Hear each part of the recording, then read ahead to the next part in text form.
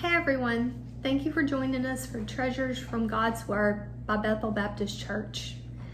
There are two events that left profound impacts on my life, and since the anniversary of one was recent, I'll share it. It was March the 15th, 2014, and I was in Detroit, Michigan by myself in a hotel for a work seminar. It was early that morning and I got a phone call from my husband. And he said, "Kelvie, I have some bad news. Something really bad's happened to your family." He said, "It's your cousin Peyton." Peyton was 14 years old at the time. He said, "Peyton shot himself and he didn't make it." I was devastated. I hurried up and got off the phone. It was the kind of devastation that left you gasping for air and breathless. I cried and I cried and I cried out to Christ. And I said, "Why?" I said, "God, I need you." And he immediately brought to mind the Psalms that I had read earlier that morning, Psalms 34, verse 18. It said, "The Lord is close to the brokenhearted, and he saves those crushed in spirit." And I said, How, God? How are you going to save my crushed spirit? We will never be the same. This will never heal. Our Christmases won't look the same.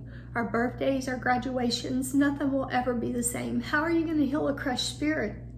And God never answered me, not that day. But he did stay true to his promises to stay close to our crushed hearts. And we felt his presence more than ever. A year later, I revisited that verse and those memories. And I looked at Psalms 34, verse 18 again. "The Lord is near to the brokenhearted, and he saves those crushed in spirit." I looked up the definition of crushed. Crushed means that you have so much pressure from the outside that you change the shape and the form of whatever it's pressing against, and you can never use that again the same way for the same purpose. And that's what we were. We were crushed. Our spirit was crushed. And I asked again, "God, how are you going to save our crushed spirit?" And he gently answered me and reminded me, "I can still use crushed. You may not look the same on the outside. You may have more wear and tear. You may have a deeper understanding and better appreciation for how precious and short life is. But I can still use crushed." I don't know what your crushed is today. Ours was the loss of a 14-year-old, precious, sweet, and innocent at suicide. Yours may be the loss of a loved one, a spouse, a friend, a child. It may be the loss of your health, or the loss of someone to addiction, or a wayward child, or a financial loss.